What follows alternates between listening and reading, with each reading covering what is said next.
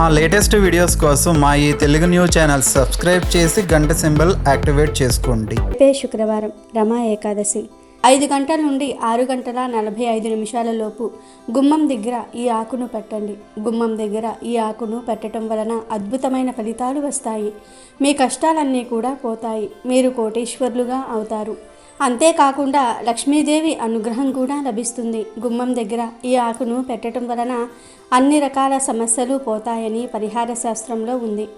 గుమ్మం అనేది లక్ష్మీదేవి స్వరూపం. గుమ్మం దగ్గర చేసే పరిహారాలకు 100కు 100% ఫలితాలు వస్తాయి. కాబట్టి శుక్రవారం రోజు గుమ్మం దగ్గర ఈ పరిహారం చేసుకుంటే అద్భుతమైన ఫలితాలు వస్తాయి. శుక్రవారం అనేది లక్ష్మీదేవికి ఎంతో ఇష్టమైన రోజు. ఈ రోజు లక్ష్మీదేవి ముందు చిన్న దీపం పెట్టినా చాలు, ఎంతో పుణ్యం లభిస్తుంది. శుక్రవారం రోజు తప్పనిసరిగా కొన్ని నియమాలు పాటించాలి. శుక్రవారం రోజు పాలను తాగాలి లేదా పాలతో చేసిన పదార్థాలు తినాలి. అలా తినటం వలన అష్టైశ్వర్యాలు సిద్ధిస్తాయి. అంతేకాదు శుక్రవారం పూట కొన్ని తప్పు పనులు చేయకూడదు. శుక్రవారం రోజు ఈ పనులు చేస్తే దరిద్రదేవత పట్టి పీడిస్తుంది. చేతిలోని ధనమంతా ఖర్చయిపోతుందని శాస్త్రాలలో ఉంది. శుక్రవారం రోజు ఎట్టి పరిస్థితుల్లోనూ కూడా చిక్కుడుకాయ కూరను తినకూడదు. ఈ విషయం చాలామందికి తెలియదు. కానీ శుక్రవారం రోజు చిక్కుడుకాయలను ఏ రూపంలో తిన్నా లక్ష్మీ అనుగ్రహం తగ్గిపోతుంది, ఐశ్వర్యము హరించుకుపోతుంది. అంతేకాదు ఇంట్లో పాత సామాన్లను, చెత్తను శుక్రవారం రోజు తీసి బయట పడేయకూడదు. ఇంట్లో బూజులు దులపకూడదు. ఇంట్లోని ధనాన్ని శుక్రవారం రోజు బయటకు పంపకూడదు. అంటే అప్పుగా ఇవ్వకూడదు. ఇచ్చిన ఆ అప్పు తిరిగి రాదు.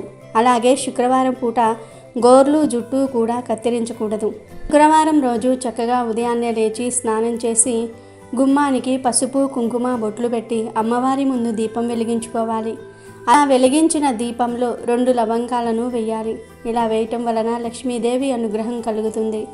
లవంగాలు ధనాన్ని సూచిస్తాయి కనుక లవంగాలు వేసి దీపం పెడితే ఐశ్వర్యంతో పాటు అభివృద్ధి కలిగి వస్తుంది.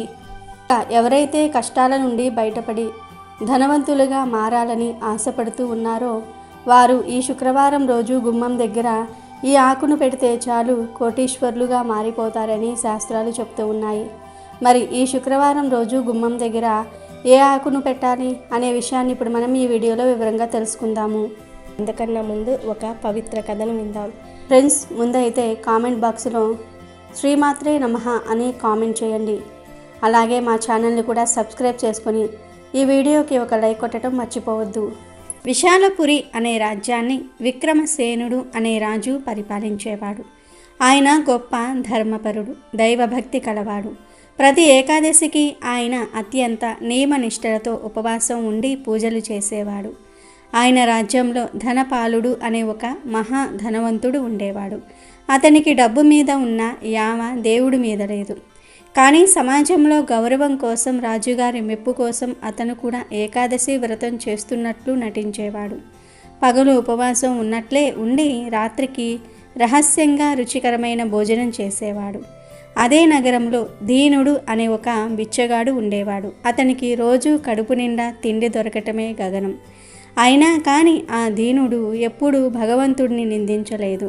తన కష్టాలకు తన పూర్వజన్మ కర్మఫలమే కారణమని నమ్మి దొరికింది తింటూ దొరకనప్పుడు పస్తులు ఉంటూ జీవించేవాడు. అలా ఒక ఏకాదశి వచ్చింది. ఆ రోజు చేసే ఉపవాసానికి విశేష ఫలితం ఉంటుందని పండితులు చెప్పారు. వైకుంఠంలో లక్ష్మీదేవి శ్రీమన్నారాయణుడితో, స్వామి, భూలోకంలో ఎందరో మీకు పూజలు చేస్తూ ఉన్నారు, ఏకాదశి ఉపవాసాలు ఉంటున్నారు. కానీ వారిలో నిజమైన భక్తి ఎవరిది? కేవలం కడుపు మార్చుకుంటే సరిపోతుందా? మనసు కూడా నిర్మలంగా ఉండాలి కదా అని అడిగింది. అప్పుడు నారాయణుడు చిరునవ్వు నవ్వి, దేవి, నీ సందేహం సరైనదే. నిజమైన భక్తిని, ఉపవాస దీక్షలోని అసలు నిజాన్ని లోకానికి తెలియజేయడానికి ఒక లీల జరిపిద్దాం. విశాలపురి రాజ్యంలో ఉన్న ఆ ముగ్గురిని ఆ రోజు మనం పరీక్షిద్దాం అని పలికాడు. ఆ మరుక్షణం ఒక అద్భుతం జరిగింది. ఏకాదశి ఉదయాన్నే రాజు విక్రమసేనుడు నిద్రలేచి చూసుకునేసరికి తాను రాజ్య ప్రసాదంలోని పట్టుపరుపుల మీద కాకుండా ఒక గుడి బయట చిరిగిన దుస్తులతో బిచ్చగాడి రూపంలో ఉన్నాడు. దాంతో అతను ఆశ్చర్యానికి గురి అయ్యాడు. తన శరీరం, తన గొంతు అన్నీ మారిపోయాయి. తాను దీనుడు అనే ఒక బిచ్చగాడిగా మారిపోయినట్లు గ్రహించాడు. అదే సమయంలో ఆ ధనవంతుడు ధనపాలుడు నిద్రలేచి చూస్తే తాను రాజభవనంలో రాజుగారి అలంకారాలతో రాజు విక్రమసేనుడి రూపంలో ఉన్నాడు. సైనికులు, మంత్రులు తన చుట్టూ చేరి సేవలు చేస్తూ ఉన్నారు. అంతే, అతని ఆనందానికి అవధులు లేవు. ఇక బిచ్చగాడు దీనుడు కళ్ళు తెరిచేసరికి తాను ఒక పెద్ద భవంతిలో పట్టుపరుపుల మీద ధనవంతుడైన ధనపాలుడి రూపంలో ఉన్నాడు. సేవకులు చేతులు పట్టుకుని నిలబడి ఉన్నారు. ముగ్గురు అయోమయంలో పడిపోయారు. ఏం జరిగిందో వారికి అర్థం కాలేదు. రాజు రూపంలో ఉన్న ధనపాలుడు తనకు దక్కిన అధికారాన్ని చూసి మురిసిపోయేవాడు. ఆహా, నా అదృష్టం పండింది, ఇక ఈ రోజు నుండి నాకు పండుగే అనుకున్నాడు. వెంటనే వంట వాళ్లను పిలిచి, ఈరోజు నాకు అద్భుతమైన భోజనం సిద్ధం చేయండి, నా జీవితంలో ఎప్పుడూ తినని వంటకాలు కావాలి అని ఆజ్ఞాపించాడు. ప్రధానమంత్రి ఆశ్చర్యపోయి, మహారాజా క్షమించాలి, ఈరోజు పవిత్రమైన ఏకాదశి కదా, మీరు ప్రతిసారి అత్యంత నిష్టగా ఉపవాసం ఉంటారు కదా అని గుర్తు చేశాడు.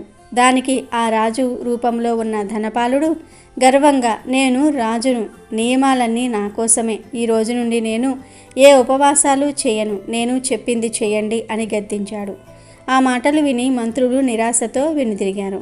ఇక ధనవంతుడి రూపంలో ఉన్న బిచ్చగాడు దీనుడు తన చుట్టూ ఉన్న సంపదను, తినడానికి సిద్ధంగా ఉన్న పిండి వంటలను చూసి ఆశ్చర్యపోయాడు. అతని కడుపు ఆకలితో నకనకలాడుతోంది. జీవితంలో ఎప్పుడూ చూడని భోజనం కళ్ళ ముందు ఉంది. కానీ అతనికి వెంటనే ఆ రోజు ఏకాదశి అని గుర్తొచ్చింది.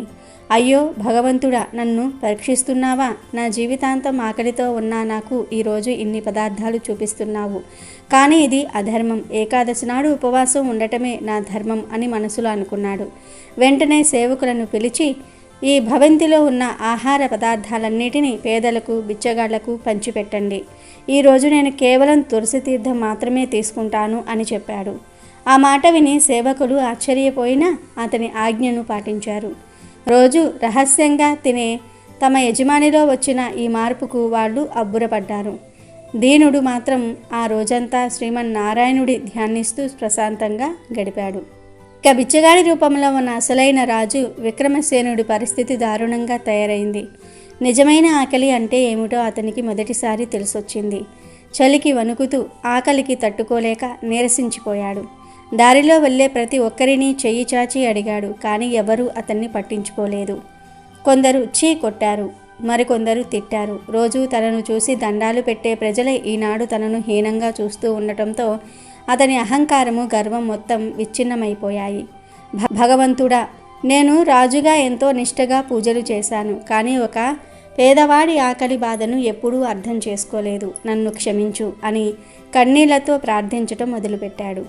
ఆకలి వల్ల అతను ఏమీ తినలేకపోయాడు. అలా తెలియకుండానే అతను నిజమైన ఉపవాసం చేయవలసి వచ్చింది. సాయంత్రం కావస్తూ ఉండగా రాజు రూపంలో ఉన్న ధనపాలుడు కడుపు నిండా తిని తీవ్రమైన కడుపు నొప్పితో విలవిలలాడటం మొదలుపెట్టాడు. ఎంతమంది వైద్యులు వచ్చినా అతని నొప్పి తగ్గలేదు. ధనవంతుడి రూపంలో ఉన్న దీనుడు తన ఉపవాసాన్ని పూర్తి చేసి ద్వాదశి ఘడియల కోసం ఎదురు చూస్తూ ఎంతో ప్రశాంతంగా ఉన్నాడు. ఇక బిచ్చగాడి రూపంలో ఉన్న రాజు ఆకలికి సొమ్మసిల్లి ఒక చెట్టు కింద పడిపోయాడు. అప్పుడు దయగల వ్యక్తి ఒకరు ఒక పండును అతని చేతిలో పెట్టి వెళ్ళాడు. రాజు ఆ పండును తిని తన ప్రాణాలు నిలబెట్టుకుందామని అనుకున్నాడు. సరిగ్గా అదే సమయానికి ఒక చిన్న పిల్లవాడు ఆకలితో ఏడుస్తూ అతని దగ్గరికి వచ్చాడు. ఆ పసివాడిని చూడగానే రాజుకు తన సొంత పిల్లలు గుర్తొచ్చారు. తన ఆకలిని పక్కన పెట్టి ఆ పండును ఆ పిల్లవాడికి ఇచ్చేశాడు. ఆ త్యాగం చేయగానే అతని మనసులో చెప్పలేని ఆనందము, శాంతి కలిగాయి. ద్వాదశి ఉదయం గడియలు ప్రవేశించగానే శ్రీమన్నారాయణుడు లక్ష్మీదేవితో సహా ఆ ముగ్గురికి ఒకేసారి దివ్య రూపంలో దర్శనమిచ్చాడు. ఆ తేజస్సును చూడగానే వారు ముగ్గురు అసలు విషయం గ్రహించారు. స్వామి చిరునవ్వు నవ్వి, ఓ మానవులారా, ఏకాదశి వ్రతం అంటే కేవలం కడుపు మార్చుకోవటం కాదు, అది ఇంద్రియ నిగ్రహానికి, మానసిక శుద్ధికి, భూతదయకు చేసే పరీక్ష. ధనపాల, నీకు రాజు అధికారం లభించినా నీ జిహ్వ చాపల్యాన్ని అదుపు చేసుకోలేకపోయావు. నీది దొంగ ఉపవాసం. దీనుడా, నీకు సకల సంపదలు లభించినా ధర్మాన్ని వీడలేదు. ఆకలితో ఉన్న నీ మనసు భగవంతుడిపైనే లగ్నం చేశావు. నీదే నిజమైన ఉపవాసం. విక్రమసేన, నీవు భక్తితోనే వ్రతం చేశావు, కానీ దానిలో నేను చేస్తున్నాను అనే గర్వం ఉండేది. ఈరోజు ఒక సామాన్యుడి కష్టం, ఆకలి బాధ నీకు తెలిసొచ్చింది. చివరి క్షణంలో నీ ఆకలి కన్నా పసివాడి ఆకలిని ముఖ్యం అనుకున్నావు.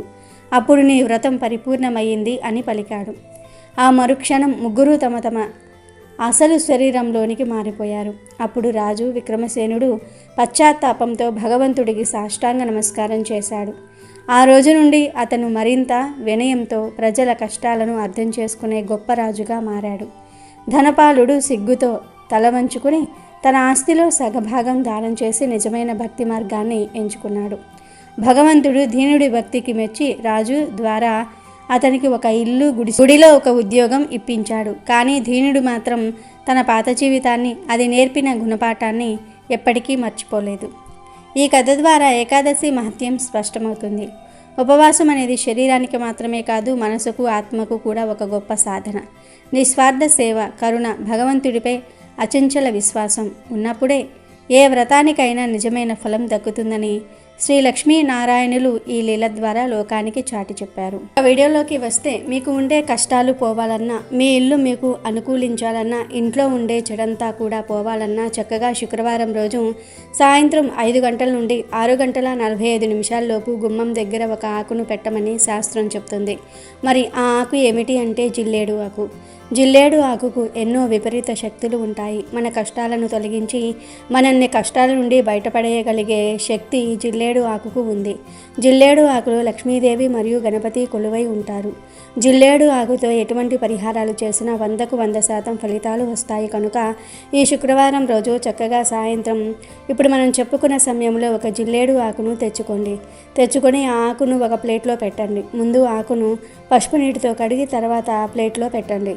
తర్వాత ఈ ప్లేట్లో పెట్టిన ఆకు మీద పిడికెడంత గల్లులుప్పు కూడా వేయండి. అంటే ఆకు మీద ఎంత ఉప్పు పడితే అంత ఉప్పు వేయండి. ఎందుకంటే ఉప్పు అనేది లక్ష్మీదేవి స్వరూపం. ఉప్పు పాల సముద్రం నుండి పుట్టింది. ఉప్పు మన తలరాతలను మార్చగలదు, కష్టాలను తొలగించగలదు. కనుక ఉప్పు వేయండి. తర్వాత ఉప్పు మీద 7 మిరియాలను కూడా వేయండి. మిరియాలు నల్లగా ఉంటాయి. మన సమస్యలను తొలగించి మన సుడిని తిప్పేసే శక్తి మిరియాలకు ఉంది. కనుక ఉప్పు మీద మిరియాలు వేసి ఆ పైన చిటికెడు పసుపు, కుంకుమ వేసి ఆ తర్వాత ఈ ప్లేట్ను తీసుకుని వెళ్ళి మీ ఇంటి మెయిన్ డోర్ గుమ్మానికి కుడివైపున పెట్టండి. పెట్టి అలా వదిలివేయండి చాలు. ఇలా పెట్టిన ఆకును 24 గంటల వరకు కదపకుండా అలా వదిలివేయండి. మళ్ళీ మరునాడు సాయంత్రం ఈ ప్లేట్లోని ఆకును తీసేసి మీ ఇంటి చుట్టూ పక్కల్లో ఈ జిల్లేడు ఆకును, మిరియాలను, పసుపు, కుంకుమలను పాతిపెట్టేయండి. అంతే. ప్లేట్ను కడిగేసి ఇంట్లో వాడుకోవచ్చు. ఇలా ఈ శుక్రవారం రోజు ఈ చిన్న పరిహారం చేస్తే మీకు ఎంత పెద్ద కష్టాలు ఉన్నా తొలగిపోతాయి. ధన సమస్యలు పోతాయి. ధన లాభాలు కలుగుతాయి. ధన ద్వారాలు కూడా తెరుచుకుంటాయి. విపరీత ధనలాభం కలుగుతుంది. లక్ష్మీదేవి అనుగ్రహం కలిగి ధనం మీ వైపు అట్రాక్ట్ అవుతుంది. కనుక మీరు కూడా శుక్రవారం పూట జిల్లేడు ఆకుతో ఈ చిన్న పరిహారం చేయండి. కష్టాలను తొలగించుకొని కోటీశ్వర్లుగా మారిపోండి. వీడియో నచ్చితే లైక్ చేయండి, షేర్ చేయండి, బట్ సబ్స్క్రైబ్ చేసుకోవడం మర్చిపోవద్దు.